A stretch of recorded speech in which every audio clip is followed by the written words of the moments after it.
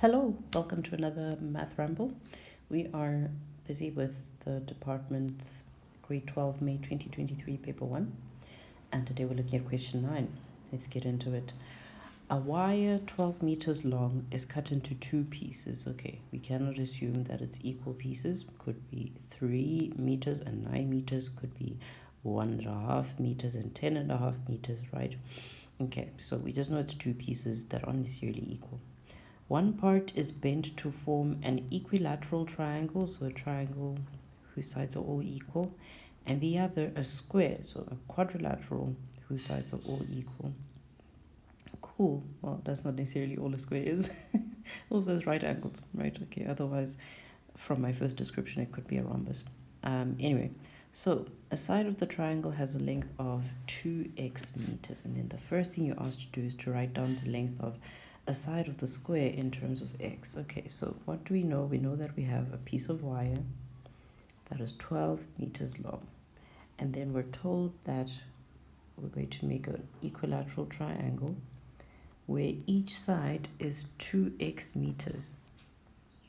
So all the sides are 2x because it's equilateral. I'm just going to write 12 for consistency, right? And then we make a square with the rest of the wire, right? And how much wire is left at this point? Well, it's 12 minus 2x, right? That is left over. And then to get the side, the length of a side of the square, we'll have to divide that by 4, right? And we can simplify that a bit. We can split our fraction to make it clear how to simplify it. Right, so that ends up being 3 minus a half x. That is the length of each side of the square. I'm just going to indicate that they're all equal. Okay, right, so that is our answer. Each side of the square is 3 minus a half x meters long. Okay, let's quickly shrink this into a corner.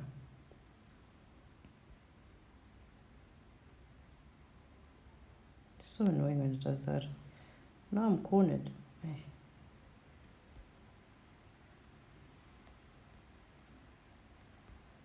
I'm going to sneak it in there. Okay, right. Then the next question is, if this square is now used as the base of a rectangular prism with a height of 4x meters, determine the volume, the maximum volume of the rectangular prism. So we've got the square as the base, right? And we know that each side is 3 minus a half x, and then we're going to make a rectangular prism. That is not really rectangle, but you get what I mean. Right? Okay, and the height of this rectangular prism, we're told, is 4x meters. And remember that these are all equal because it's a square, right? So what is the maximum volume of that prism? So first we need to get an expression for the volume, which is the area of the base, which is just 3 minus a half x, times 3 minus a half x, okay, and then times the height, which is 4x. Okay, so I'm going to start by simplifying this product here. So that'll be 9 minus 3 over 2x minus another 3 over 2x plus a quarter x squared times 4x. So that gives us 9 minus 6 over 2x, which is just 3x, plus a quarter x squared times 4x. And if we multiply that out now, we get 36x minus 12x squared plus x cubed, because a quarter times 4 is just 1. So that's the expression for the volume of this rectangular prism. And now we want to figure out, well, where is it at its max? For which value of x is this expression its biggest, right? And that is obviously an optimization problem. So we want to, so hypothetically, not hypothetically, this volume, if we're to have draw a graph, so if this is the volume given x and this is x, then this graph looks possibly something like this. And we are trying, oh yeah, that is dodgy, isn't it? That's very dodgy, because I would expect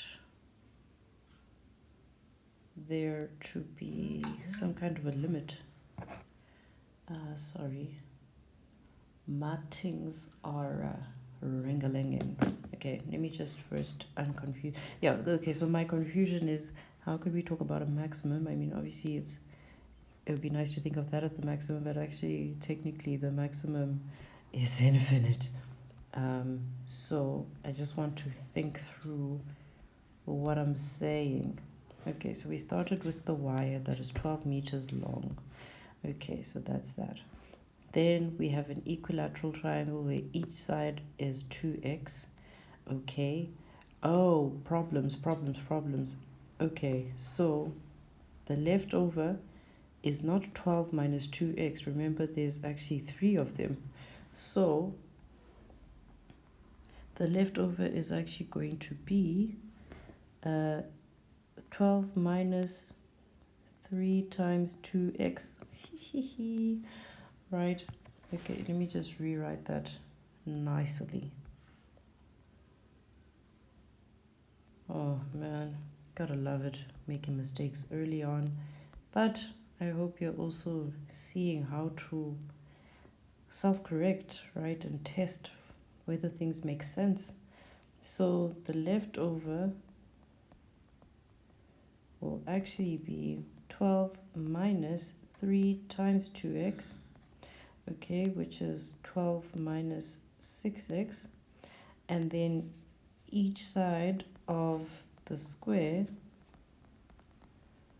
will be that leftover wire divided by 4, which is the same as 12 over 4 minus 3, let's not jump ahead, 6x over 4, which is equal to 3 minus 3 over 2x. Okay, so now let's shrink that.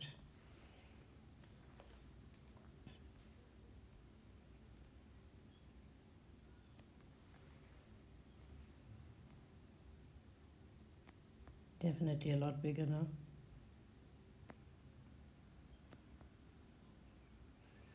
Okay, so now we need to just change all the places where I lied.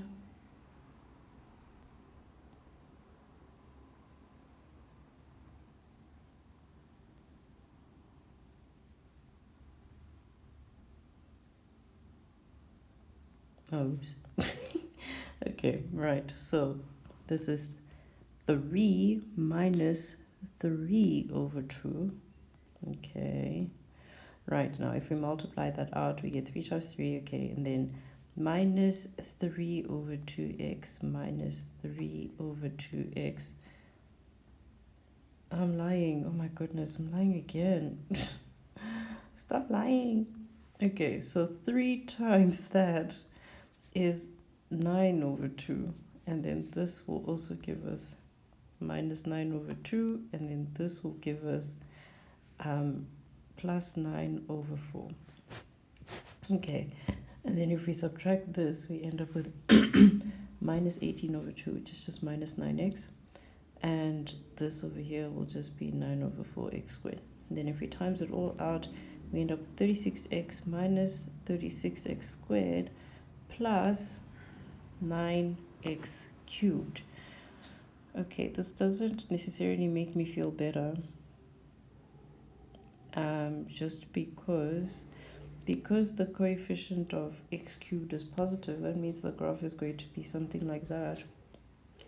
So the volume goes to infinity.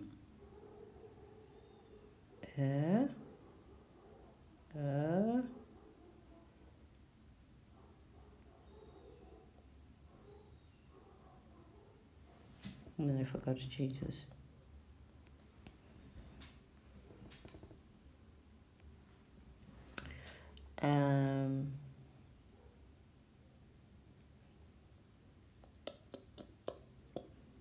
I guess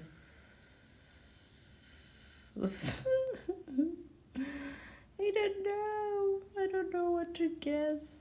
I can't guess.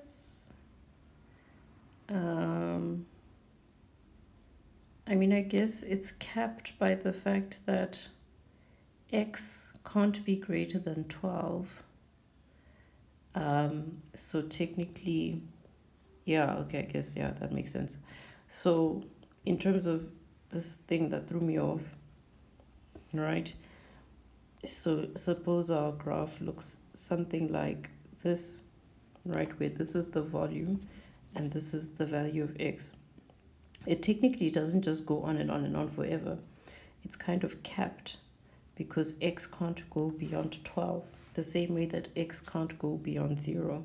So actually the only valid part of the graph is here. That's the only part of the graph that we're concerned with because our domain for that graph is limited. So yeah, this is irrelevant. Okay, cool. So that makes me feel better. I mean, it's still good that my confusion helped me spot another mistake that I had made before we went too far. So anyway, let us then move right along. So we want to find, where does this happen? What is the value for which our volume is at its maximum? So we need our turning point, and we find that by differentiating the first derivative of v. So that's going to be 36 minus 72x plus 27x squared.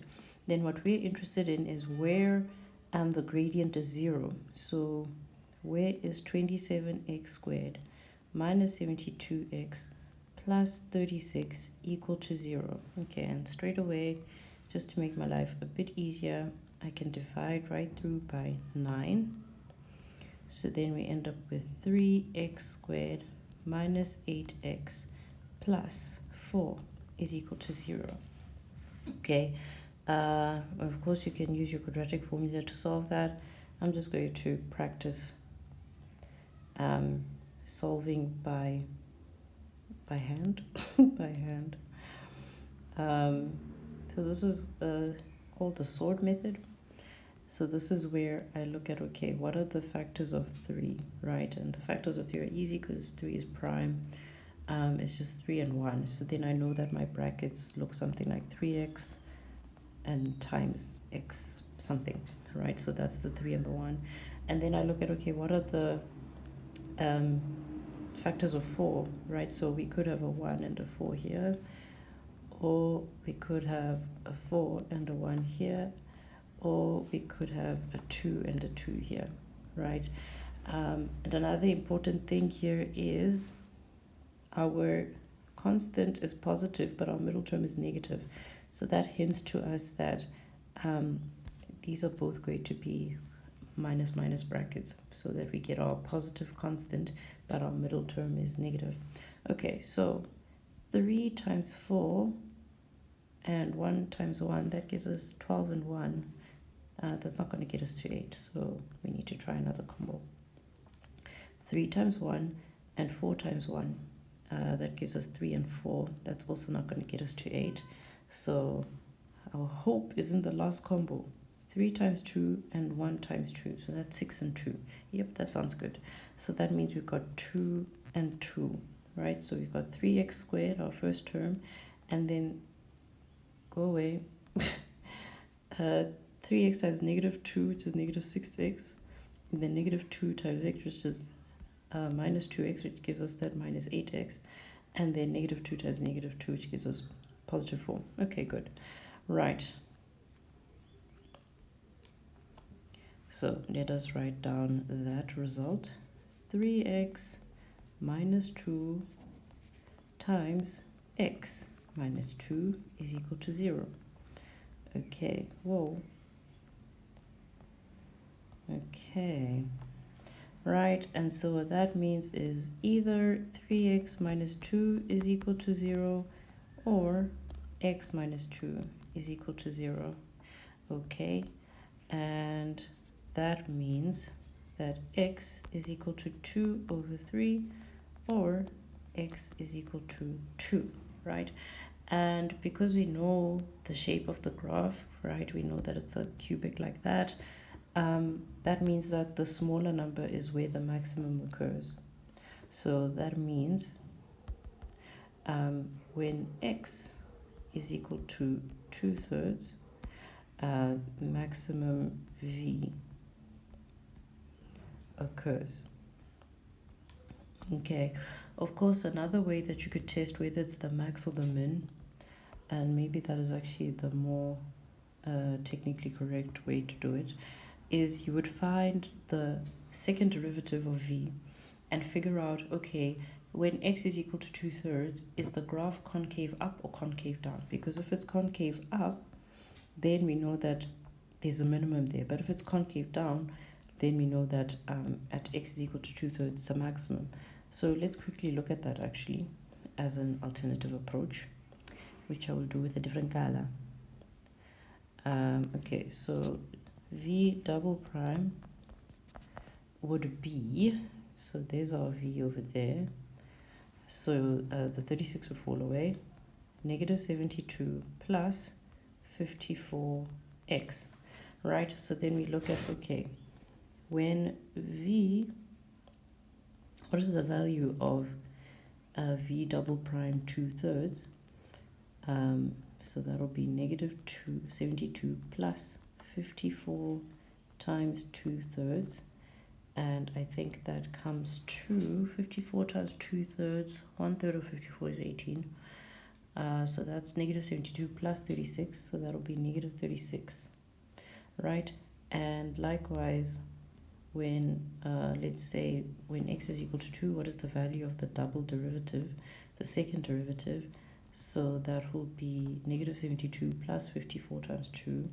So that's 108 minus 72. And I think that comes to positive 36. Okay, so what that tells us is when x is equal to 2/3, right, v is concave down, right? And when x is equal to 2, v is concave up, right? So that means local maximum occurs when x is equal to 2/3. And similarly, a local minimum occurs when x is equal to 2. Okay, and that's just fun facts, right? What we're actually concerned with is this guy over here, right? Where we're determining that when x is equal to 2/3, that's actually where v is at its highest. Okay, and what was the question again? Okay, so the question is, determine the actual maximum volume of the rectangular prism. Okay, so we figured that the maximum occurs when x is equal to 2/3. So now we just have to work out what the volume actually is when x is 2/3. So we already have an expression for, we already know that the volume given x is, something I've forgotten, is this.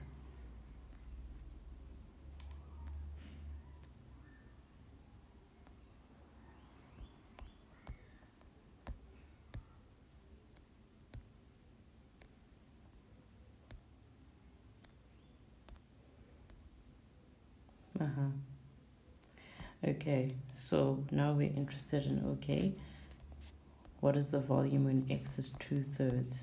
So we just sub that in. Sub it right in. Okay, definitely not in the mood to, okay, I kind of am in the mood to work with fractions, so let's do it.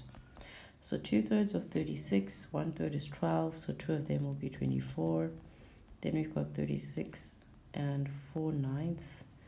36 times 4/9 is what I mean. And then here we've got 9 times 8 over 27. So that's 24 minus a 9th of 36 is 4, so 4 times 4 is 16. And then over here we've got, just going to quickly do this on the side. So 9 goes in here 3 times, goes in here 1 time. So over here we have 8/3. Okay, getting there.